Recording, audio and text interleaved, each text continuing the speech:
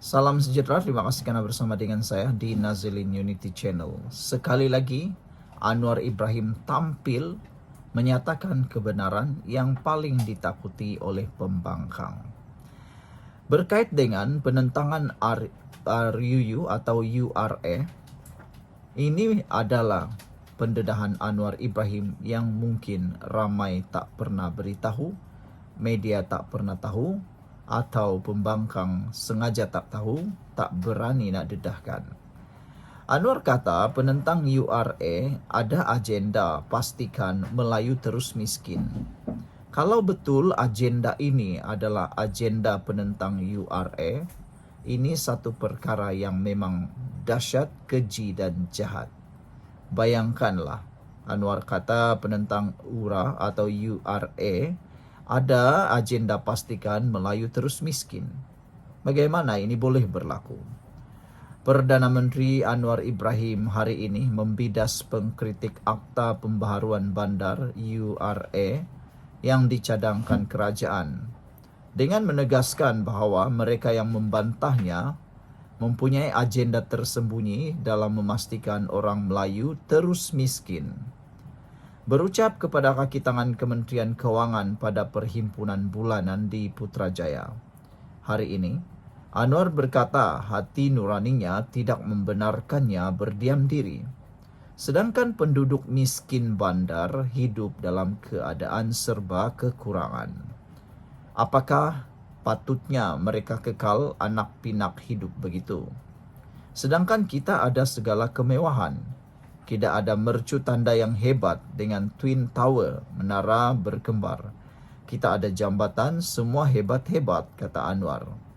Tapi, majoriti rakyat miskin bandar hidup dalam keadaan begitu. Daif. Saya tidak boleh biarkan demikian. Ia menyentuh hati nurani saya, kata Anwar yang juga Menteri Keuangan.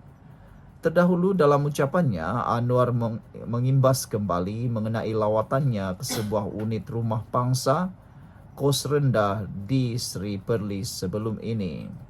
Katanya, terdapat sekurang-kurangnya 6 orang dalam keluarga itu yang tinggal bersesakan di rumah satu bilik yang berkongsi bilik air tunggal.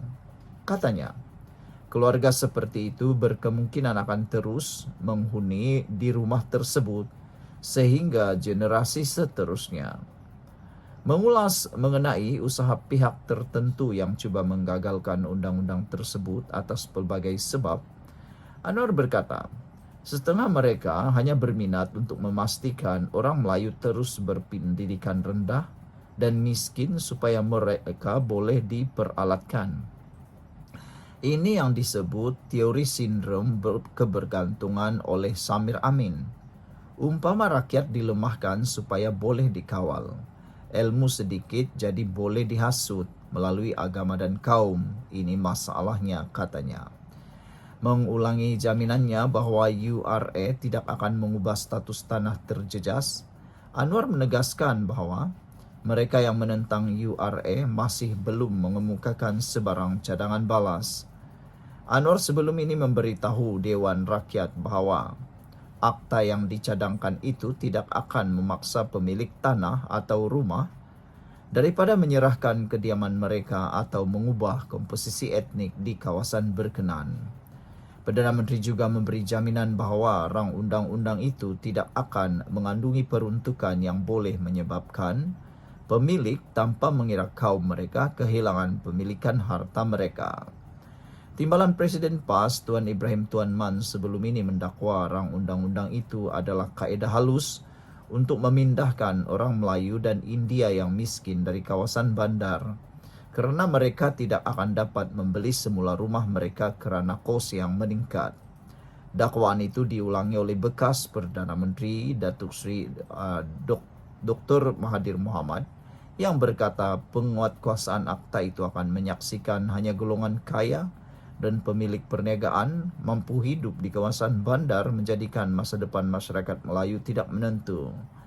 Akta yang dicadangkan itu berkemungkinan akan dibentangkan di Dewan Rakyat pada Jun atau Julai ini. Sekian dulu untuk kali ini. Jangan lupa tinggalkan komen anda, tekan butang subscribe. Bye-bye. Salam sejahtera, terima kasih karena bersama dengan saya di Nazilin Unity Channel. Yang dilaporkan. Menurut media sosial, kononnya yang dilapor ialah 830 juta ringgit. Itu yang dilaporkan lesap menurut media sosial ini. Tapi yang kini telah dijumpai hanya 170 juta ringgit dan jongkong emas. Bakinya kemana? Kita lihat siapa yang kena. Menurut hantaran di Facebook Pakatan Harapan Friends. Saudara-saudara sekalian, memang agak mengejutkan kita apabila ada kenyataan tular seperti ini. Dari mana 830 juta? Untuk apa 830 juta? Dan kenapa pula tiba-tiba lesap? Bagaimana uang yang begini banyak boleh lesap begitu sahaja? Ini memang sangat luar biasa.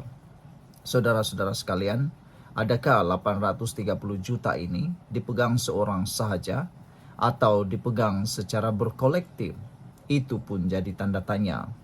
Tapi yang paling menarik, 170 juta dan jongkong emas itu yang telah ditemui sebenarnya untuk apa? Karena kita sudah tahu, Barisan Nasional dan khususnya UMNO telah pun menyatakan penafian tiada kaitan langsung dengan penemuan 170 juta ringgit itu dan jongkong emas. Bahkan Zahid Hamidi sebentar tadi juga mengatakan bahwa ianya tidak akan menjejaskan UMNO Barisan Nasional dalam pilihan raya air kuning kerana siasatan yang dibuat terhadap Ismail Sabri Yaakob tidaklah bersifat kepartian tetapi bersifat peribadi. Kata Zahid Hamidi, tiada sesiapa pemimpin dalam UMNO yang terlibat. Ianya hanya bersifat pribadi. Apabila perkara itu disebut sebagai sifat pribadi, jadi milik siapakah uang itu? Siapakah yang harus bertanggung jawab? Menjadi tanda tanya kalau uang itu adalah simpanan oleh 4 bekas pegawai kanan Ismail Sabri Yaakob, menjadi tanda tanya dan persoalan besar. Bagaimana pegawai kanan yang gajinya tidaklah seberapa itu boleh mengumpul keuangan sehingga begitu banyak 170 juta dan juga jongkong emas. Itu pun jadi pertanyaan juga. Menurut Hamzah Rina, 2 hari lepas SPRM menyita lagi dana 9,33 juta bersama 13 akaun bank. SPRM beberapa hari yang lepas telah pun mendedahkan bahawa ada 13 akaun bank bersama dengan 9,3 juta ringgit telah pun disita. Hari ini rakyat pun sebenarnya tahu. Selama 33 bulan 2 orang Perdana Menteri, yakni Muhyiddin Yassin dan juga Ismail Sabri Yaakob, berapa ratus juta sebenarnya yang telah hilang? Itulah menjadi pertanyaan daripada netizen kerana kita pun tahu Muhyiddin Yassin sekarang pun sedang menghadapi perbincangan berkaitan dengan jana wibawa.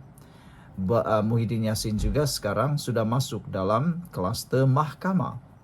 Jadi tidak salahlah apabila Hamzah Rini ini bertanya, sepanjang 2 orang Perdana Menteri itu menjadi Perdana Menteri, yaitu ketika kerajaan dipimpin Perikatan Nasional bersama dengan Barisan Nasional, berapa sebenarnya uang ringgit kerajaan milik rakyat yang sudah kena sakau.